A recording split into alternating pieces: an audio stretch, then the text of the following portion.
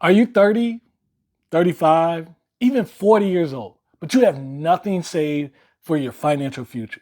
And I hate to say retirement because I know that just sounds so morbid, right? You're gonna die. Well, guess what? We're all not getting out of this alive. But suffice it to say, being unprepared you can find yourself with anxiety, with not being prepared. You have worry and also fear for your future, but also fear for your present. Well, I want to let you know, first of all, I don't want you to feel bad about that. Why? Because you may hear stats of the average person has a net worth of $142,000. The truth is, most people on average have about $27,000 in their 401k. Most people are not prepared. So when you think about the challenges that you have, you're not too far off from your neighbor or even your friends and family. But that's not to say that all that can change. See, the thing is, you need to understand that you do have a few tools at your disposal. Do you work a job? Does that job have a 401k? Does that 401k have a match? That's three things. You work a job, your job offers you a 401k, and you can get a match. Try investing into your 401k. Learn about the mutual funds, the S&P 500, index funds with your 401k provider and put at least a match in. And try to run that match 1% every year, 1% every 6 months until you can get at least 15% going in consistently. Now, I don't expect you to do this all at once. While that would be great, but the fact is, having some investment is better than having no investment.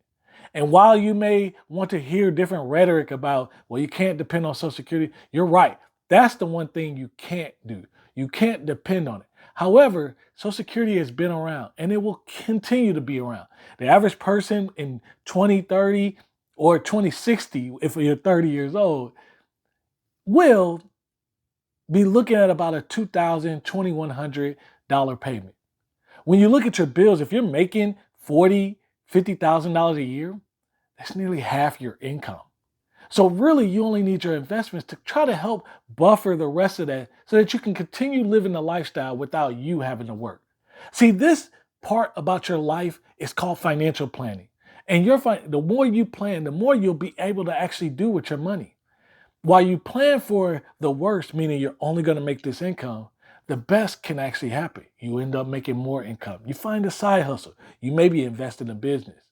The point of all this is to understand that you can live in fear or you can take action by just getting your account open, getting a match, and then getting started investing. Once you can really focus on that piece and even get to a place where you are fully funding your 401k, then you could think about outside investments. Take it one step at a time. Don't allow yourself to be bombarded with so much information that you just forget the simple thing. Do the tried and true.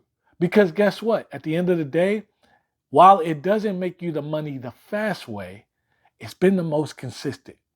And after you've built that solid foundation, you have the opportunity to take on additional investment ventures that could yield you a lot of return a lot faster. But I don't want you to get too far ahead. I want you to focus on these things. Do you have a job? Does your job offer you a 401k?